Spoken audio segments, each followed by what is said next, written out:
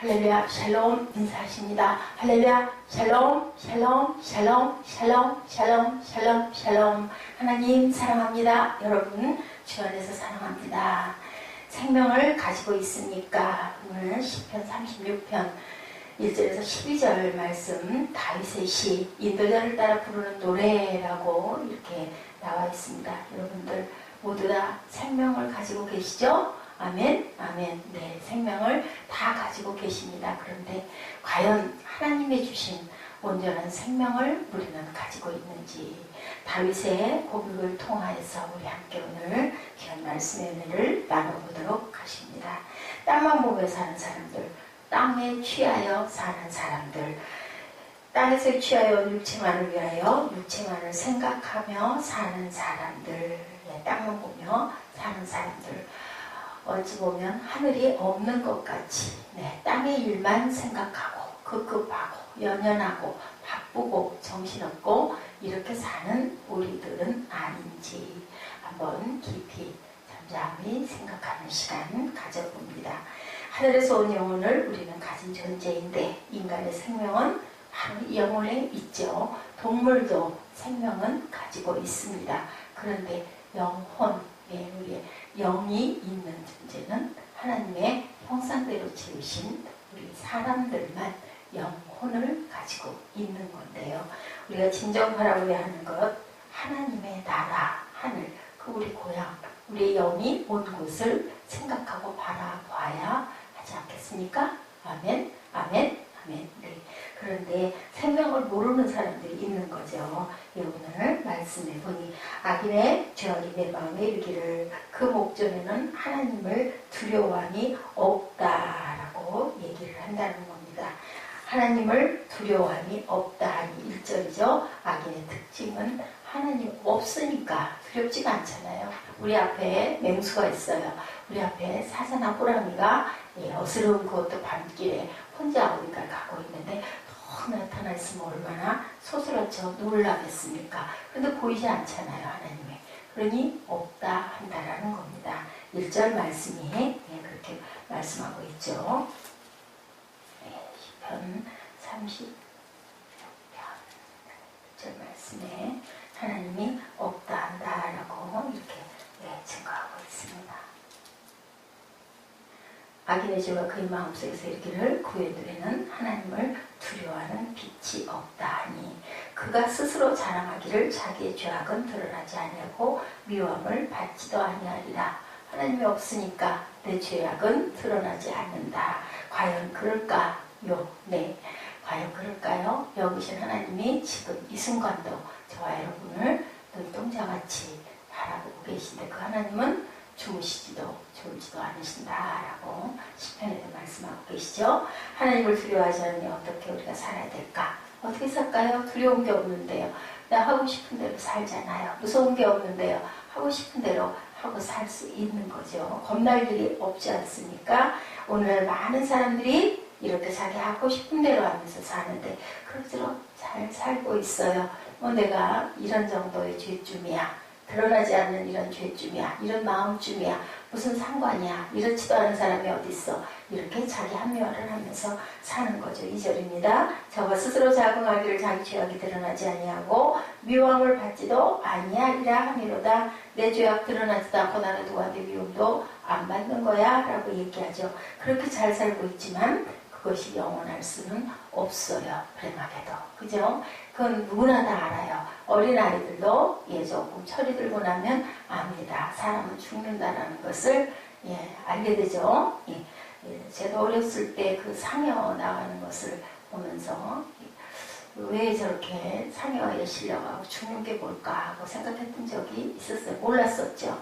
그런데 뭔가 눈에 보이고 주변에서 일어나는 상황들을 보면서 사람은 죽는구나라는 것을 알았어요. 근데 그러고 나니까 한동안 무서운 생각이 들더라고요. 그 죽는 순간이 어떨까 이런 생각도 들었습니다. 제가 아마 초등학교 때 그랬던 것 같습니다.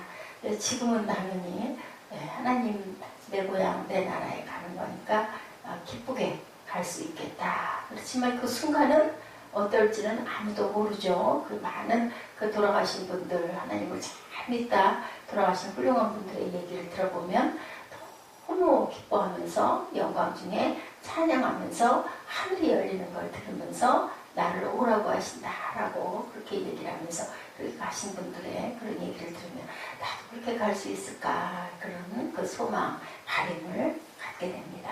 잘 살고 있지만 그것은 정해져 있다 한시적으로. 근데 또 중요한 것 언제 그러면 언제 몇 월 며칠 몇 년에 모른다는 게 중요합니다. 알 수가 없다라는 거. 그것은 하나님의 소관 안에만 있지요. 그들의 죄가 드러날까? 드러날 때는 어떻게 될까? 사람들은 자기들의 죄가 숨겨졌다고 생각하고 들키지 않았다고 생각하고, 감옥에 가 있는 사람들은 재수가 없어서 문이 없어서 들켜서 가 있는 사람들, 감옥에 안 가 있는 사람들은 죄가 없어서가 아니라 운이 좋아서 안 간 사람들, 드러난 죄와 드러나지 않은 죄의 차이밖에 없다라고 얘기들을 많이 하죠. 그런 죄가 없는 사람이 어디 있어? 운이 나쁘다 보니까 저렇게 들켜서 감옥에 가 있어. 그 사람들은 그렇게 얘기를 합니다. 밖에 있는 사람들이 죄는 더 많아. 그렇게 자기 안면을 사람은 하게 되죠.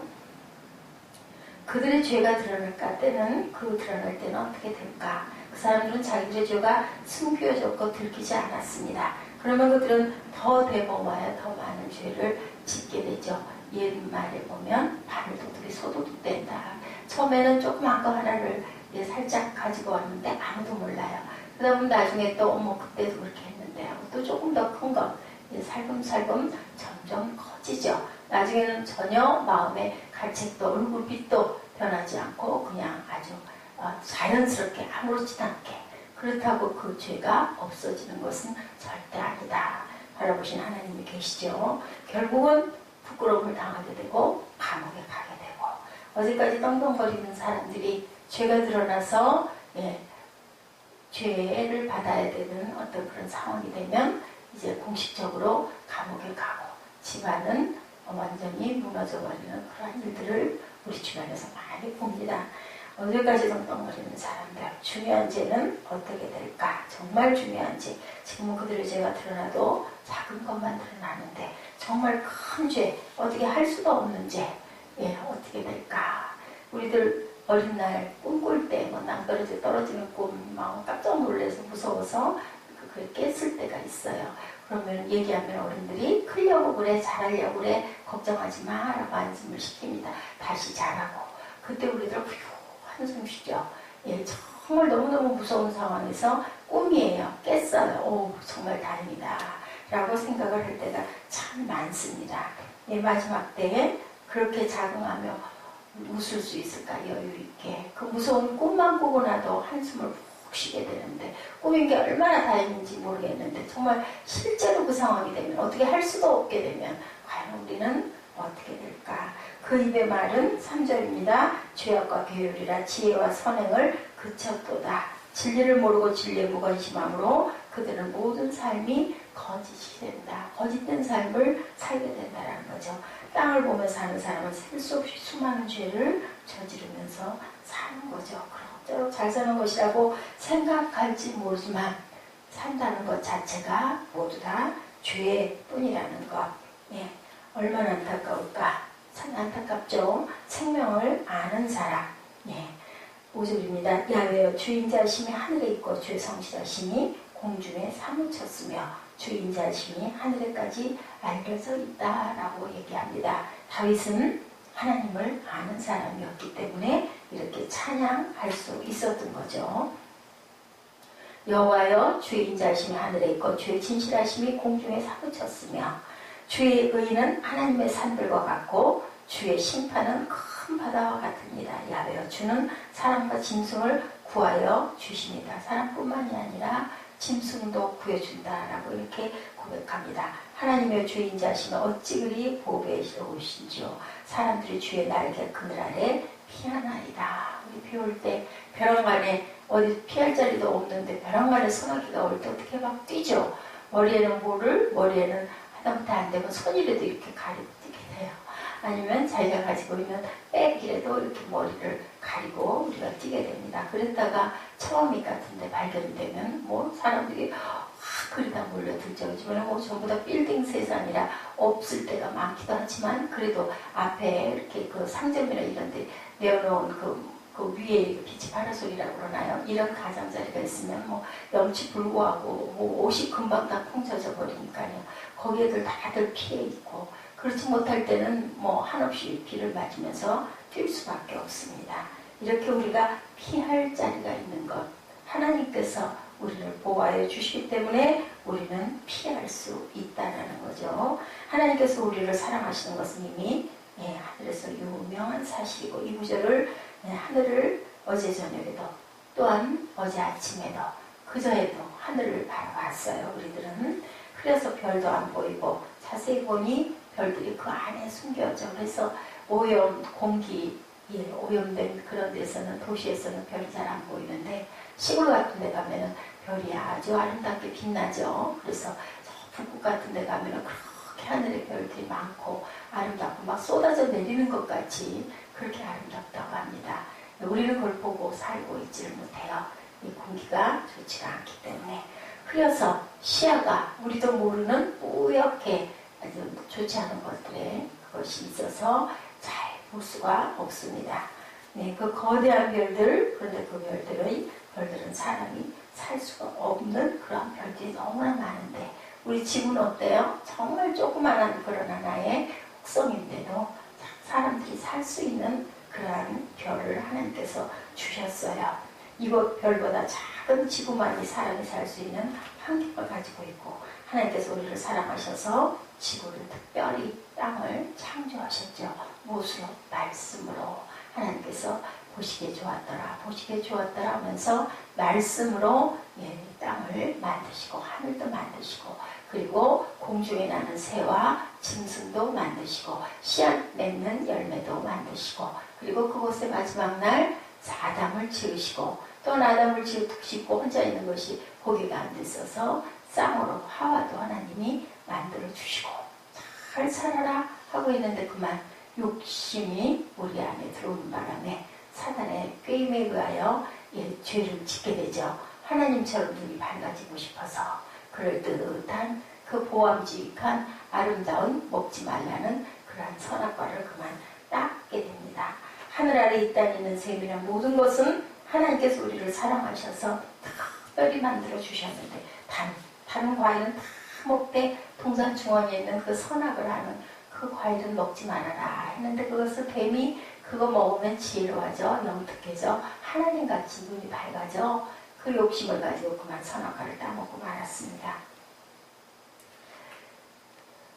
하나님의 인자하심으로 이렇게 우리가 지금도 그 선악과를 따먹고 죽을 수밖에 없는 우리들이었는데, 가죽으로 옷을 만들어 입히시죠. 부끄러움을 알게 되니 그것이 바로 예수 그리스도의 오심이었고, 그러므로 인하여 그 인자하심으로, 그 은혜로 우리는 살고 있습니다.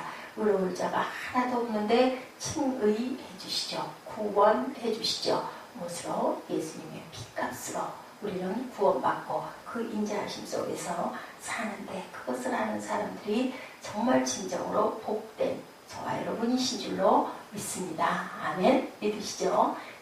하나님을 아는 것, 하나님의 인자하심을 아는 것, 하늘이 있는 것을 아는 것, 땅만 바라보지 않고 우리는 위를 보고 살아야 된다는 것을 아는 것이 복된 삶이죠. 이것을 아는 사람이 생명을 갖는다. 우리 모두 생명이 있지만 하늘에서 주신 그 생명, 영이 우리 안에 살아 역사하고 숨 쉴 때, 성령께서 일하실 수 있을 때, 그것이 우리에게는 가장 큰 복입니다. 하나님의 사랑에 우리가 그래서 목숨을 걸어야 합니다. 세상의 것에 목숨을 걸지 말아야 되겠죠. 하나님의 사랑이 가장 보배로운 것이기 때문에 되죠. 9절에 생명의 원천이 주께 있사오니 주의 광명 중에 우리가 광명을 보리이다. 하나님의 생명이 어디에 있사오니? 하늘에 있사오니 주의 광명 중에 우리가 그 광명을 보리이다. 하나님에게서 우리 생명이 왔고 하나님으로부터 생명이 온 그 생명이 유지되는 거죠. 관리한다 그러죠. 우리 뭐 정수기도 관리하는 관리사들이 있습니다. 우리 프린터도 요즘에는 다 관리하는, 어제 보니까 타이어도 뭐라 그러죠, 그죠? 임대를 해서 쓰는 그런 시대가 됐다라고 그 간판을 보면서 우리들이 놀랬던 일이 있습니다. 어머, 그것도 렌트라고 하죠. 렌트 빌려서 쓰는 거. 이제는 모든 것들이 집도 임대주택이 요즘에는 엄청 인기입니다. 왜냐하면 비용의 부담이 적기 때문에. 그냥 내 것은 없는 거죠. 쓰고 놓고 가야 할 것이니까. 요즘에 현대인 삶이 그렇게 변해가고 있는데 우리 생명은 그러면 어떻게 우리 걸까요? 근데 왜 놓고 가야 될까요? 그죠? 그것도 생명도 우리는 하나님께서 주신 생명이고 하나님께서 당연히 주인이 관리해야 됩니다. 자동차도 그 자동차 회사에서 관리를 하기 때문에 우리가 잘못되면 어떻게 해요? AS를 받으러 센터에 들어가야 고치는 것처럼 만든 곳에서 가장 잘 그 물건이든 무엇이든 알 수 있는 거죠. 동물들은 사람 병원에 가지 못합니다. 동물을 연구한 그 수의사들이 있는 동물병원에 가야 되는 것처럼 하나님이 우리의 주인이시고 만드셨기 때문에 하나님이 원천이시고 하나님이 우리의 생명을 관리하시는 게 맞습니다. 이 생명을 모르는 사람들은 내가 그냥 낳았으니까 부모에게 낳았으니까 이건 내 거야 하고 살지만 내 것은 없어요. 내 것이면은 내가 있고 없고도 내가 할 수 있어야 되는데 우리는 그 부분은 우리가 할 수 있는 부분이 없다라는 거죠. 생명의 원천을 알지 못하는 사람들, 자기 육체적 생명을 위해서 땅만 바라보면서 살지만 그것은 아주 어리석은 거죠. 그러면 땅만 바라보면서 살면서 내 마음대로 살면서 그럼 마지막에는 쇠하에서 죽으면 내 죽는 순간 죽는 거고 그것도 끝이다. 얼마나 허무합니까? 그 생각을 하면. 그 순간이 얼마나 두려울까요? 이것을 우리가 알아야 되겠죠. 오직 생명의 원천 되신 하나님을 아는 사람만이 광명을 보며 영원한 생명의 기쁨을 맞이하게 되는 거죠. 우리는 죽어도 죽지 않고 우리는 내가 갈 마지막 고향에서 정말 그때는 눈물도 없고 고통도 없고 또한 원통함도 없고 악도 없는 그곳에서 우리가 영원히 살 수 있다. 그러기 위해서 우리 땅에서 하나님을 열심히 바라보면서 하나님을 닮아가면서 하나님이 원하신 뜻을 깨달아가면서 하나님의 나라를 그리워하면서 하나님의 거룩을 항상 찬양하고 찬송하면서 그리고 증인된 삶을 살아야 할 줄로 믿습니다. 우리 앞에 놓인 영원한 생명의 길을 우리는 가야 하고 하늘을 보고 궁창을 바라보고 눈을 들어 주위를 바라보면 이 모든 아름다운 자연, 벌써 이제는 추석, 중추절이 내일 모레로 다가왔습니다. 이제는 또 고향으로 가는 사람들 또한 돌아가신 분들을 기리는 추모를 하기 위해서 각종 음식을 장만을 하고 송편을 만들고 이 준비를 하기에 또한 분주한 분들 또 많습니다. 그래서 또한 그 바람에 휴가를 며칠씩 학교는 일주일 정도씩이나 아예 재량 방학을 한다는 그런 얘기도 있습니다. 우리는 영원한 생명을 바라며 하늘을 우리는 바라보고 살아야 된다. 이렇게 아름다운 계절을 주시고 서늘한 바람을 주시고 자연을 주신 하나님, 특히 우리나라는 사계절이 뚜렷하게 있어요. 한여름만 있는 또한 겨울만 있는 그런 나라도 있습니다. 또 때로는 낮만 계속 6개월씩 계속되는 그런 백야 현상, 엄청 사람들이 건강이 나빠진다고 하죠. 잠잘 때 깜깜해지면 눈 감고 잘 줄 알아야 되고 또 밝아오면 일찍 일어나서 우리가 또 힘있게 그 하나님이 주신 휴식을 통해서 감사하면서 살아갈 수 있는 그런 삶이 얼마나 복될까. 하나님께 뿌리내리는 삶, 그리고 인내, 그리고 생명, 성미가 급한 사람들, 그 도시에서만 생활하다 시골에 내려가 농사를 짓게 되었는데 처음으로 밭에다 밀을 심었다고 합니다. 워낙 성미가 급한 사람인지라 매일 밀밭에 나가 밀이 자라는 것을 살펴보는데 얼마나 자라나 살펴보면 쌀이 나오는 것도 더디고 새순이 자라는 것은 정말 지루할 만큼 더디다고 느꼈다고 해요.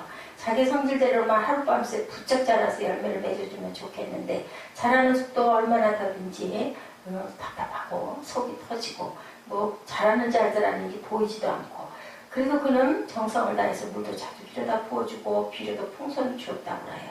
그런데 그 정성에도 불구하고 너무 성장하는 게 늦었다고 그러죠. 초전 농부는 기다리다 못해 하루는 밭 하나에 가서 숨을 조금씩 잡아당겨 키를 키웠다고 합니다.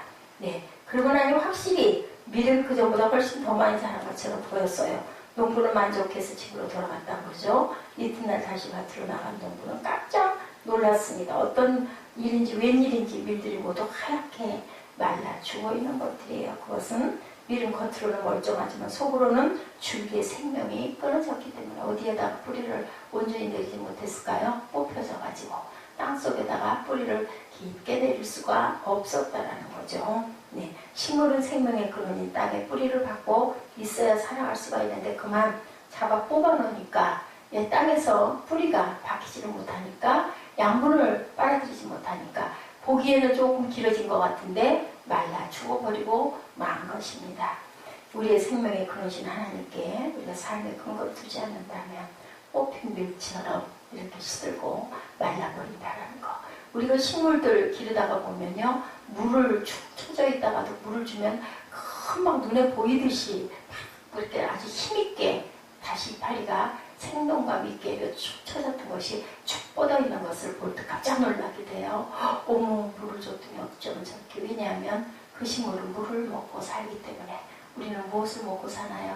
하나님이 주신 말씀과 하나님이 우리 안에 계시는 것을 우리가 깨달아 알면서 그 감동 속에서 기뻐하면서 기도하면서 감사하면서 살 때 우리가 그 푸른 식물처럼 파랗게 싱그럽게 그렇게 잎을 넓게 펼치고 또 무엇하면서 그 공기를 마시고 햇빛을 바라면서 기뻐하면서 살게 될 줄로 믿습니다.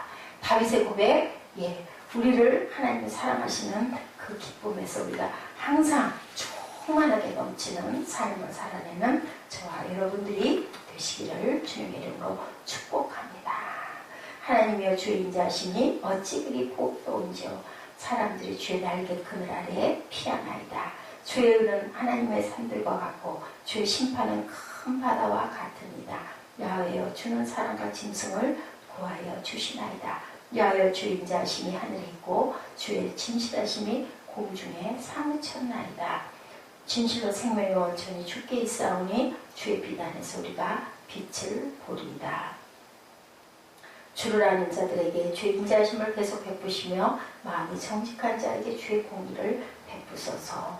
교만한 자의 발이 내게 이르지 못하게 하시고 악인들의 손이 나를 쫓아내지 못하게 하소서. 악을 행하는 자들이 거기서 넘어졌으니 엎드러지고 다시 일어날 수 없으리다. 아멘. 이 말씀이 하나님께서 오늘 저와 여러분에게 주신 귀한 생명의 말씀이 되어서 주의 인자하심을 노래하시는 귀한 하루, 승리하는 하루 되시기를 주님의 이름으로 축복합니다. 기도하시겠습니다.